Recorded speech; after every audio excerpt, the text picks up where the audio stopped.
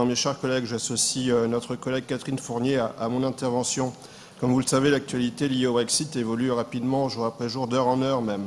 Les inquiétudes ne vont qu'en grandissant au fur et à mesure que la date de sortie du Royaume-Uni de l'UE se précise et que la perspective d'un accord ratifié par le Parlement britannique s'éloigne.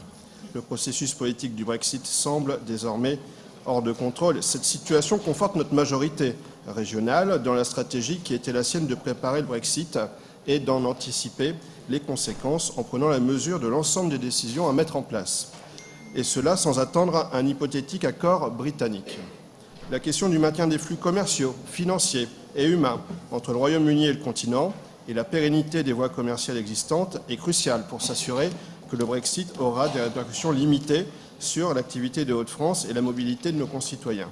Nous l'avons déjà évoqué ici, notamment dans le texte soumis au vote qui invoque à juste titre la question des investissements nécessaires et des mesures d'organisation réalisées pour assurer que nos infrastructures aéroportuaires et portuaires soient en mesure d'absorber les effets liés au contrôle douanier supplémentaire. Il en découle une autre question tout aussi essentielle, les conditions dans lesquelles vont se réaliser ces contrôles supplémentaires. Notre collègue sénatrice Catherine Fournier s'est fortement impliquée sur le sujet des grèves dites de zèle des douaniers. Depuis le 4 mars, les agents des douanes se sont mis en grève au niveau national pour alerter sur la question des effectifs nécessaires pour assurer les missions liées au Brexit et pour demander une revalorisation de leurs conditions de travail.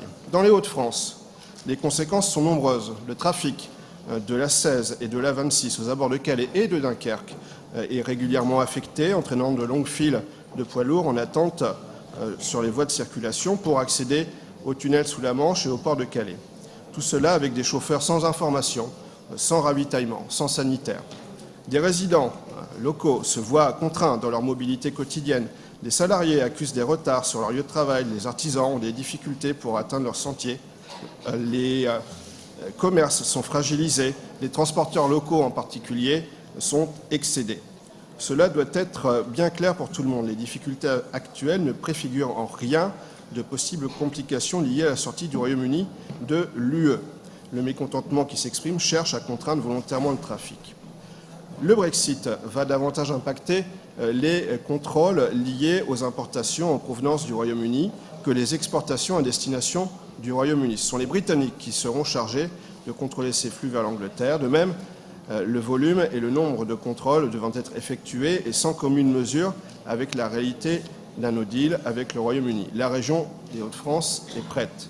Nombreux sont ici les élus qui peuvent attester que notre façade maritime, et le Calaisis en particulier, sont d'exceptionnels lieux de passage vers le Royaume-Uni par le dynamisme de nos ports et du tunnel sous la Manche. En défendant notre positionnement stratégique, le Brexit doit d'être synonyme d'opportunité pour nos territoires. Ces mobilisations ne doivent pas remettre en cause le travail impulsé par les acteurs économiques et politiques, notamment le Conseil régional, pour garantir que la région est prête à assumer les conséquences du Brexit.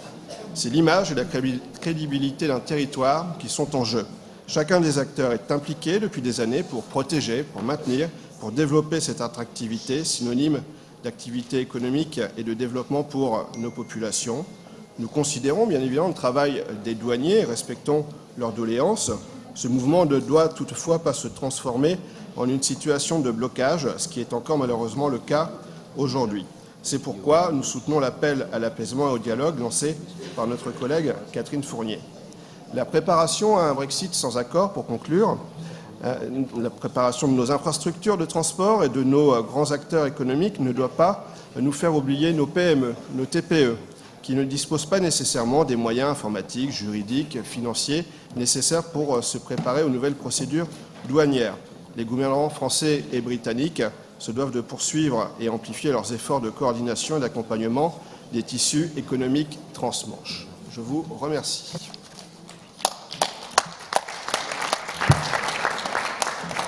Je vous en prie, madame.